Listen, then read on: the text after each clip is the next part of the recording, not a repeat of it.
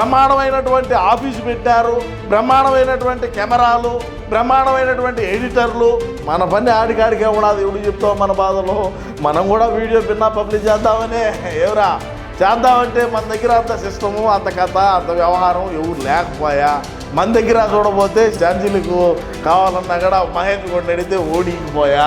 ఇప్పుడు కూడా అడిగిన 5,000 ఉంటే ఇరా అని లేదంటాడు. ఏం చేద్దాం? మన పరిస్థితులు ఆ మాదిరి కూడా అన్నీ ఒకటే రోజులే ఉంటాయా? అన్న 16 నెలలు జైల్లో ఉండి మళ్ళీ సీఎం కాల. నమస్కారం ప్రజలారా. మన పార్టీకు ముఖ్యంగా బాగా సోషల్ మీడియాలో సపోర్ట్ చేస్తా జగనన్న చెప్పినటువంటి కులాల మధ్య మతాల మధ్య చిచ్చు పెట్టి మరి ఈరోజు జైలు పాలైనటువంటి ప్రశ్న రావణ్, అదే ఆయన జోసఫ్ అంటారు, ఆయన మళ్ళా ప్రశ్న రావణు. సరే, ఆ రావణ్ దగ్గర ఉన్నటువంటి మరి గమన అని అంటే గమన ఏమన్నా ఇదో అదో అనుకుంటా ఉన్నాం. గతంలో అంతా కూడా ఆమె చేతల వారి కానీ ఆమె చేతిబడి కానీ జరిగిందంతా అని కూడా తెలుస్తూ ఉన్నది. సరే, అందులో భాగంగా ఈనాడులో వచ్చినటువంటి ఒక కథనాన్ని మనం పరిశీలించాం ఈరోజు ఖచ్చితంగా. ఎందుకంటే మన పార్టీకి సంబంధించినటువంటి మాజీ మంత్రులు, మాజీ శాసనసభ్యులు మరి ప్రశ్న ఛానల్, ప్రశ్న టీంకి ఫండింగ్ చేశారంట. ఇది ఏమన్నా ఎట్లా చూడండి ప్రజలారా. ఏడు గొంతు చించుకొని అన్నను ప్రధానమంత్రిని చేయాలని అహర్నిశలో కష్టపడతా ఉంటే ఈడ కొంపలకు బాడుగులు గట్లా ఎగసాట్లు పడుతున్నాం. కరెంటు బిల్లు వస్తుంది, ఈ బాడుగు కట్టాలా, ఎట్ట చెయ్యాలరా స్వామి అని అనుకొని మనం ఆలోచన చేయాల్సిందే కదా. ఇప్పుడు 5-6 తేదీలు వచ్చినాయంటే వాడు బాడుగు అడుగుతాడు, మనం ఎట్ట చేయాలని మనకి ఇప్పటాంచి దిగిలైపోయా. వీళ్ళకేవో ఫండింగ్ చేసి లక్షల రూపాయలు కెమెరాలు, ఎక్విప్మెంట్ అంతా అది ఇచ్చి వాళ్ళకి జీతభత్యాలు ఇచ్చి ఈమె సీఈఓ అంట. ఆ ప్రశ్న ఛానల్కి సీఈఓ గమనా గారు, మరి అదేవిధంగా అక్కడ జోసఫ్ మరి వాళ్ళకి శాలరీ ఇచ్చినట్టు ఎట్లా మీ కథబ్బా ఎవడురా స్వామినైనా అంటే మన పార్టీకి సంబంధించిన వాళ్ళు ఆ విధంగా ముందుకు పోండి, మేము ఉన్నాము మీ వెనకల అంటే మీ మాట బాగుండాది, మీ తీరు బాగుండాది. మీరు ఏదైతే మీరు చిచ్చు పెట్టేటువంటి వ్యాఖ్యలు ఏవైతే ఉన్నాయో మీరు అదేవిధంగా మీరు చేసేటువంటి పని మాకు నచ్చింది, ఇది కరెక్టా కాదా అంటే ఏదైనా ఒక వీడియోని రికార్డ్ చేసి అంతా షూట్ అంతా అయిపోయిన తర్వాత, ఎడిటింగ్ అయిపోయిన తర్వాత మళ్ళా మన పార్టీకి సంబంధించినటువంటి ముఖ్య నాయకులు చూసి ఇక్కడ ఈ విధంగా తిట్టాలా, ఇక్కడ ఈ విధంగా తిట్టాలా అని మళ్ళా వాళ్ళు తిరిగి మళ్ళా వీళ్ళగా చెప్పటం, వీళ్ళు మళ్ళా తిట్లు తిట్టడం, దానికి మళ్ళా 10 రూపాయలు ఎగేసి పంపించడం, ఈ విధంగా అంతా జరిగిందని చెప్పి వివిధ మాధ్యమాల్లో మరి ముఖ్యంగా మెయిన్ స్ట్రీమ్ మీడియాలో కూడా మనం చూస్తూ ఉన్నాం. ఇంతకు ఇక్కడ ఏమి రాసినారో మనం చూద్దాం. గమనకు నా ఫ్లాట్ ఇచ్చా, ప్రశ్న ఛానల్ మద్దతు కోసమే ఇదంతా చేశా, విచారణలో వెల్లడించిన వైకాపా నేత ఇంద్రసేన చౌదరి ఇద్దరిని 5.5 గంటల పాటు విచారించిన పోలీసులు. 5.5 గంటల పాటు మరి విచారణ జరిగింది అంటే మామూలు క్వశ్చన్లు అడుగుంటారా పోలీసు వాళ్ళు? వీళ్ళు గత 2 సంవత్సరాల నుంచి ఏమైతే నడుస్తూ ఉన్నదో, ఎక్కడి నుంచి స్క్రిప్ట్ వచ్చింది, దాన్ని ఏ విధంగా ప్రసారం చేయాలా, ఏ విధంగా వాటిని చెప్పాలా, ఏ విధంగా ఈ యొక్క మతాల మధ్య మరీ ముఖ్యంగా చిచ్చు పెట్టే వ్యాఖ్యలు ఏ విధంగా చేయాలా అని చెప్పి అన్నీ కూడా స్క్రిప్ట్ వచ్చినాయంట. 2 సంవత్సరాల నుంచి ఉండే డిలీట్ చేసిన డేటాను కూడా మళ్ళీ పోలీసు వాళ్ళు తెప్పించినారని కూడా మనకు తెలుస్తూ ఉన్నది. ఎందుకంటే ఎవరు చూడలేదులే బా, మనం చూసి డిలీట్ చేసాం అనుకుంటే మొత్తం చరిత్ర అన్నగారు తీస్తారు బయటికి.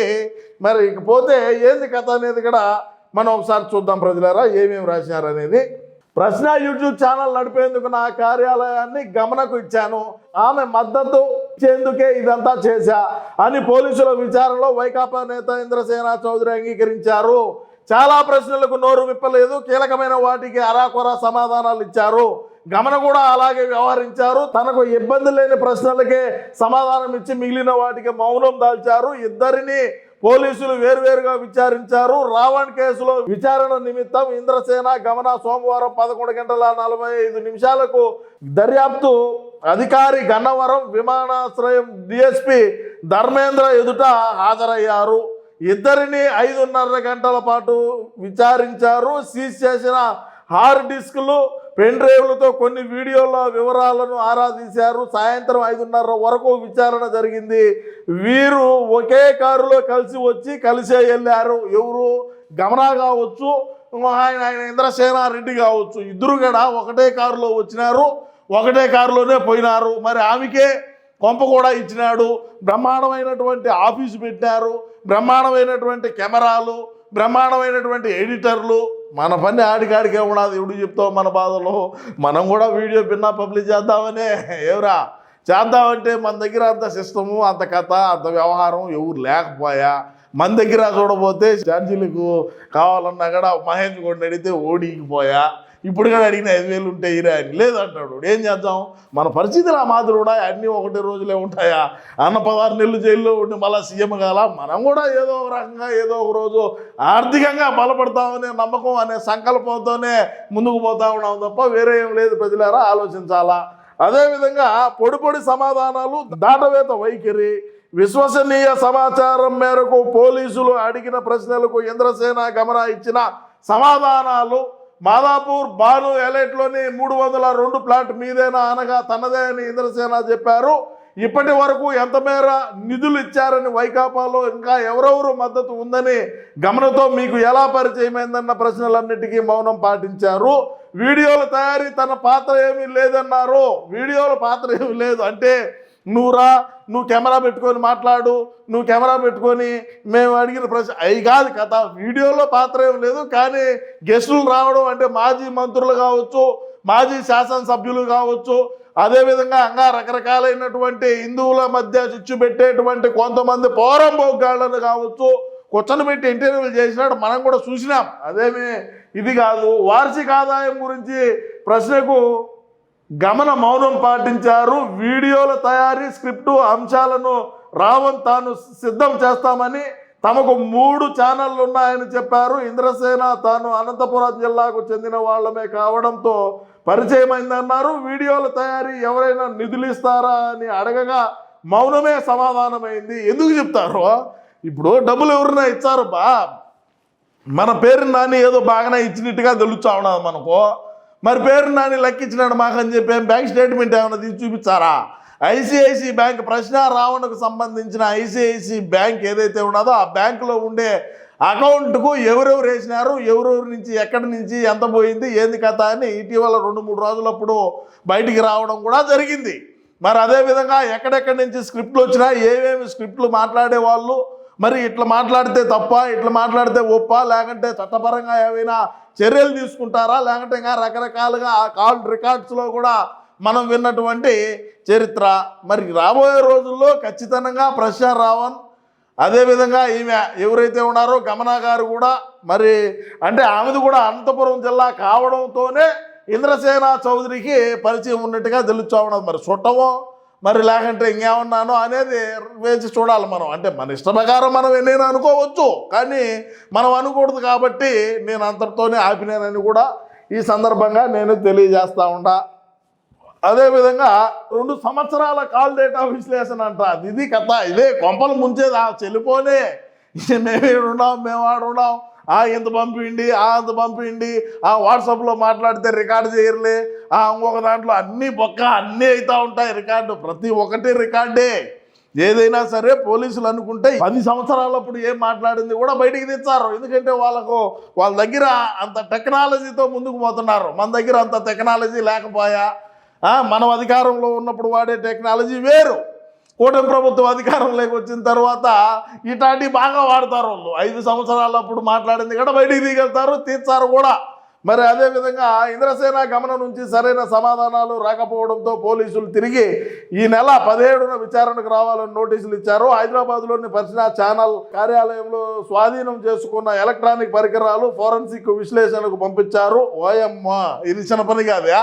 ఇంకా ఆడ ఏమి డేటా ఉండదో, ఏం మెయిల్లు వచ్చినాయో, ఏమి కథో, ఏమి వ్యవహారమో, ఎక్కడెక్కడి నుంచి ఎంతెంత నిధులు సమకూర్చినారో, ఎక్కడెక్కడి నుంచి ఏ స్క్రిప్ట్లు వచ్చినాయో, ఎక్కడెక్కడి నుంచి ఎవరెవరిని తిట్టమని చెప్పినారో, మరి ఇవన్నీ కూడా బయటకు వచ్చినాయంటే ఎవరో బరువుగానే ఉంటుంది. మనకు ఖచ్చితంగా బరువుగానే ఉంటుంది. అదేవిధంగా చూసుకుంటే వీరు బ్యాంకు లావాదేవీలను పూర్తి స్థాయిలో విశ్లేషిస్తున్నారు. పూర్తి స్థాయిలో విశ్లేషిస్తున్నారంట. బ్యాంకు లావాదేవీలు పూర్తి స్థాయిలో మరి విశ్లేషించాల్సిన అవసరం కూడా ఉన్నది. అదేవిధంగా 2 ఏళ్ల కాల్ డేటాను టెలికాం ఆపరేటర్ల నుంచి పోలీసులు కోరారు. ఈ డేటాను ఉపయోగించి వైకాపా నేతలు ఎవరెవరు ప్రమేయం ఉందో తెలుసుకొని పక్కా సమాచారంతో మరోసారి విచారించనున్నారు అని చెప్పి మరి రాశారు. ఇది వాస్తవే కదా. మరి ఇప్పుడు ప్రశ్న రావణకు మరి అదేవిధంగా గమనకు ఫ్లాట్ ఇచ్చింది ఇంద్రసేన చౌదరి.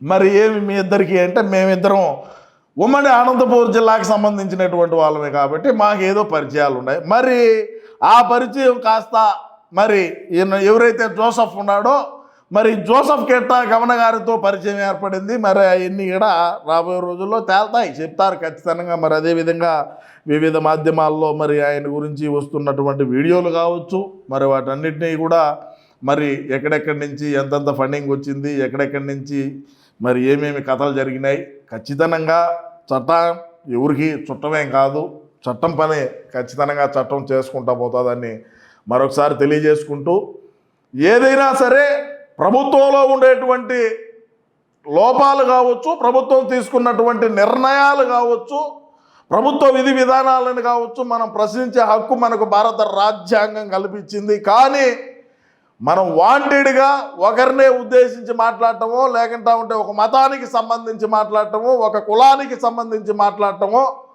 మాట్లాడితే ఎవడే ఆనందం కోసమో మనం మాట్లాడినామంటే రాబోయే రోజుల్లో జీవితాలు ఇట్నే ఉంటాయి, ఏడుచాయని కూడా ఈ సందర్భంగా నేను తెలియజేసుకుంటూ, ఖచ్చితంగా మనం ఇటువంటి ప్రశ్న రావాలని ఎంతమంది జైలు పాలైనా, ఎంతమంది మనకు ఆయారాంశం ఉంటారు, గయారాంశం ఉంటారు, మనకేం ఇబ్బంది ఏమి లేదు.